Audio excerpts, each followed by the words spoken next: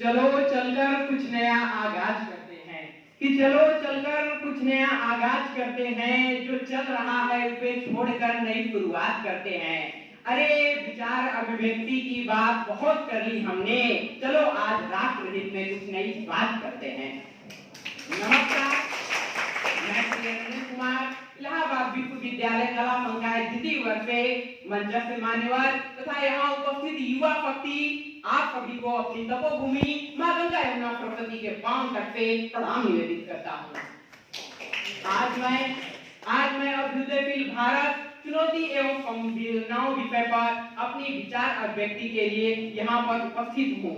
जैसा कि अभ्युदयशील भारत में एक तरफ जहां भारत भुखमरी, अशिक्षा, गरीबी, बेरोजगार, असमानता, महिलाओं के प्रति हिंसा तथा आर्थिक परिक्षेत्र में असमानता से जकड़ा हुआ है, तो वहीं दूसरी तरफ विश्व पटल पे हमारा भारत देश वैश्विक स्तर पर मजबूत शक्ति बन रहा है। जहां एक तरफ हमारा देश मजबूत शक्ति तो बन रहा है, किंतु इसके बावजूद हमारे सिस्टम में जो दीमक लगे हुए हैं, वो हमारे तंत्र को इस प्रकार जकड़े हुए हैं कि हमारे देश का कोई शासक शायद यह कहने पर मजबूर हो जाता है कि तुम्हारे किताबों में, कि तुम्हारे फाइलों में गांव का मौसम गुलाबी है, कि तुम्हारे फाइलों में गांव का मौसम गुलाबी है, मगर ये आंकड़े झूठे, ये दावा किताबी है, ये दावा किताबी है।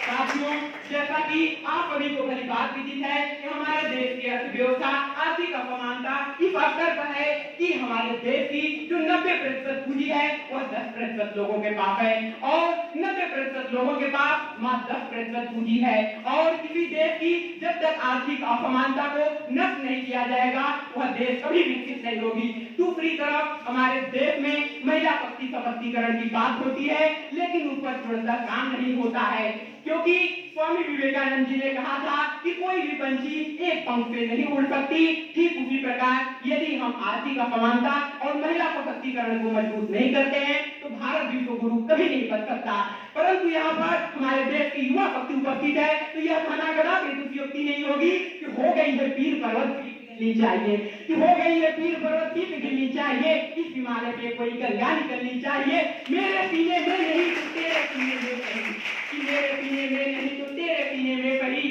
हो कहीं भी आग, लेकिन आग जलनी चाहिए, आग जलनी चाहिए। साथियों, जैसा कि हमारे देश की आर्थिक असमानता के साथ साथ आंतरिक सुरक्षा एवं बाह्य सुरक्षा का भी तथा नक्सलवाद आतंकवाद से भी देश को मजबूत बनाना हमारे देश की एक अहम पहलू होती है। इसलिए हमें देश की नक्सलवाद आतंकवाद पर भी जुट करके और डट करके काम करना चाहिए। इसके साथ ही जैसा कि आप सभी को विदित होगा कि हमारा देश विश्व का सबसे बड़ा युवा देश होता है और युवा सिर्फ जवानी का दौर मात्र नहीं है, बल्कि युवा को उत्साह का वह करना है जिसमें यदि शिक्षा और चुनौतियों का उत्साह भर दिया जाए तो हमारे देश में फिर से विश्व गुरु को स्थापित कर सकता है। और अंत में इसी साथ अपने वाणी को विराम दे सकता हूँ कि कौन कहता है कि आसमान में सुराग हो नहीं सकता, कि कौन कहता है आसमान में सुराग हो नहीं सकता। अरे पत्थर तो तबीयत से उछालो यारो।